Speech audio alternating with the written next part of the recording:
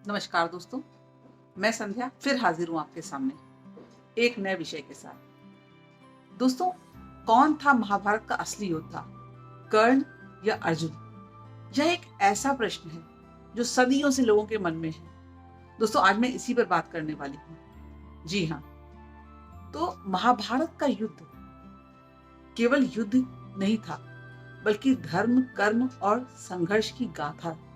तो इस महायुद्ध में दो योद्धा सबसे अधिक चर्चित हैं, एक अर्जुन और एक कर्ण। दोनों ही महारथी, दोनों ही दानवीर और दोनों ही धनुर्विद्या के शिखर पर सवाल ये है, कौन था महाभारत का असली योद्धा, कर्ण या अर्जुन?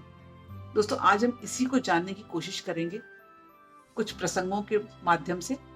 तो सबसे पहले दोनों का हम जीवन का जो प्रारंभिक जीवन और उनका जन्म है उसके बारे में बात करते हैं, कि आपको ये पता लगेगा कि कहां से शुरुआत होती है। दोस्तों, अर्जुन राजा पांडु के पुत्र, इंद्रदेव के अंश, कौरवों और पांडवों के बीच धर्मराज युधिष्ठिर के छोटे भाई, गुरु द्रोणाचार्य के प्रिय शिष्य, जिन्हें स्वयं भगवान श्री कृष्ण ने सर्वश्रेष्ठ धनुर्धर कहा। वहीं दूसरी ओर कर्ण का जन्म कुंती से हुआ, परंतु विवाह से पहले।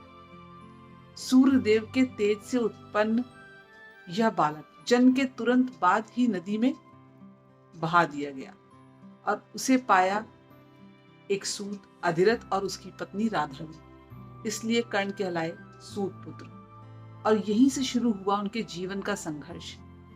एक योद्धा जो जन्म से देव पुत्र था, पर समाज ने उसे नीच कुल कर कहकर ठुकरा दिया। फिर दोस्तों, फिर आती है बात शिक्षा और गुरु के भेदभाव की। जी हाँ, जब कर्ण ने द्रोणाचार्य जी से कहा और शिक्षा मांगी, तो उन्होंने कहा कि राजकुमारों को ही यह विद्या दी जाती है और मैं राजकुमारों को ही सिखाता हूँ। कर्ण का हृदय टूट गया, लेकिन उन्होंने संकल्प किया कि मैं धनुर्धर तो बनकर ही रहूंगा। फिर वह गए परशुराम जी के पास और खुद को ब्राह्मण बताकर उन्होंने उनसे धनुर्विद्या सीखी। पर जब परशुराम जी को इस सच्चाई का पता चला कि वे एक सूत पुत्र हैं, तो उन्होंने उन्हें श्राप दे दिया और कहा कि जब तुझे किसी भी लड़ाई में इस विद्या की जरूरत पड़ेगी, तो तू उस ज्ञान को उस समय भूल जाएगा। और यही श्राप आगे चलकर कर्ण के पतन का कारण भी बना। दोस्तों, उसके बाद आती है बात अर्जुन का उत्कर्ष और श्री कृष्ण का साथ, ये सभी जानते हैं, लेकिन कर्ण का संघर्ष कहाँ था, ये सब देखने की बातें हैं। दोस्तों, अर्जुन का जीवन एक भाग्यशाली का जीवन कह सकते हैं आप। उन्हें मिला गुरु द्रोण से स्नेह, श्री कृष्ण से मार्गदर्शन और धर्म का साथ। द्रोणाचार्य ने उन्हें सर्वश्रेष्ठ शिष्य कहा, क्योंकि अर्जुन में न केवल कौशल था, बल्कि अनुशासन और एकाग्रता भी थी। जब कुरु सभा में द्रौपदी का चीरहरण हुआ, तो अर्जुन ने प्रतिज्ञा ली कि अधर्म का अंत करेंगे, और श्री कृष्ण ने कहा, तू मेरा साधन बनेगा धर्म की स्थापना के लिए। युद्ध में अर्जुन को भगवान कृष्ण का साथ मिला, उनका साक्षात सारथ्य, और यही उन्हें अन्य सभी योद्धाओं से अलग बना देता है। और कर्ण को मिला दुर्योधन का साथ, जिसने उसे अंग देश का राजा बनाया। दुर्योधन ने कहा कि तेरी वीरता को समाज नहीं, मैं पहचानता हूं। और कर्ण ने उन्हें अपना मित्र मान लिया और आजीवन उसकी निष्ठा भी निभाई। कर्ण केवल योद्धा ही नहीं, बल्कि दानवीर भी थे। जब इंद्र ने ब्राह्मण बनकर उनसे कवच और कुंडल मांगे, जो जन्म से उनके साथ जुड़े हुए थे, तो उन्होंने बिना हिचके दोनों चीजें उन्हें दान कर दी, और इंद्र ने प्रसन्न होकर उन्हें शक्ति अस्त्र दिया, जिससे वो केवल एक बार वार कर सकते थे। और कर्ण ने उसे अर्जुन पर नहीं, गुरु द्रोण के पुत्र अभिमन्यु के बाद घटोत्कच पर प्रयोग किया, ताकि कौरव सेना बच सके। यही उनकी सबसे बड़ी भूल साबित हुई। दोस्तों, अब वो दिन आता है जिस दिन अर्जुन और कर्ण दोनों का आमना सामना हो। महाभारत के युद्ध का वो 17वां दिन था, जिस दिन दोनों आमने सामने थे। दोनों रणभूमि भूमि में आमने सामने। कर्ण का रथ हिला नहीं और अर्जुन का तीर थमा नहीं। आकाश में बिजली गूंज उठी और धरती कांप गई। कर्ण ने कई बार अर्जुन को परास्त करने की स्थिति में पहुंचाया, पर तभी उसका रथ धरती में धंस गया और परशुराम जी के श्राप के कारण वह अपने अस्त्रों और शस्त्रों का ज्ञान भूल गए। वह श्री कृष्ण से विनती करते रहे कि मुझे थोड़ा समय दे दीजिए, मैं रथ का पहिया निकाल दूं।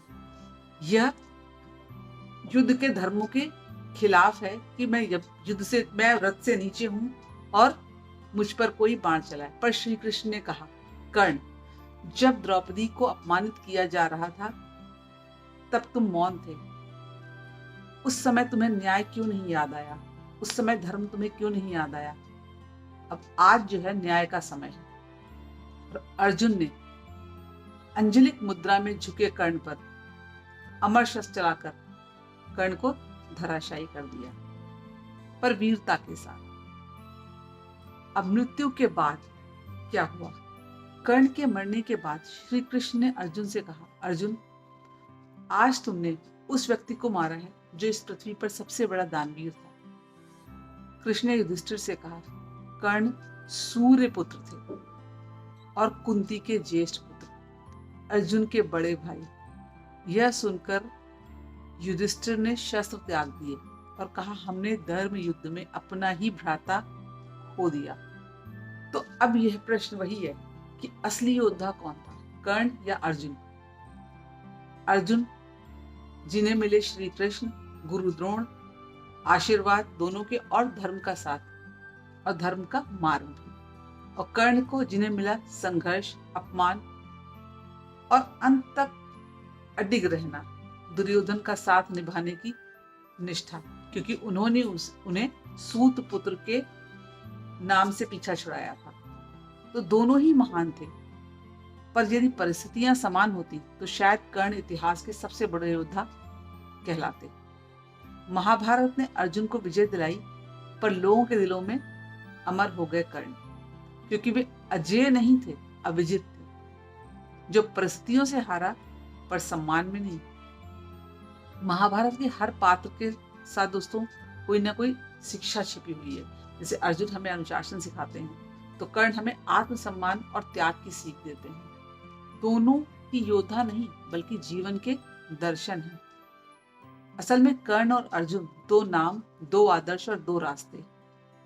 तो दोस्तों असली योद्धा कौन है ये तो इतिहास पहले ही बता चुका है। इसमें हम और आप कौन होते हैं कुछ बोलने वाले। लेकिन फिर भी जैसे मैंने पहले भी कहा कि अगर परिस्थितियां समान होती तो शायद कर्ण ज्यादा बड़े योद्धा होते। ये मेरा अपना मानना है, और आपका क्या मानना है आप मुझे कमेंट में बताइएगा। और आप लोग को ये वीडियो कैसा लगा इसके बारे में बताइएगा। और दोस्तों अगर आपको मेरे वीडियोस अच्छे लगते हैं तो प्लीज चैनल को सब्सक्राइब कीजिए और लाइक एंड शेयर कीजिए। मिलते हैं अगले वीडियो में, तब तक के लिए नमस्कार।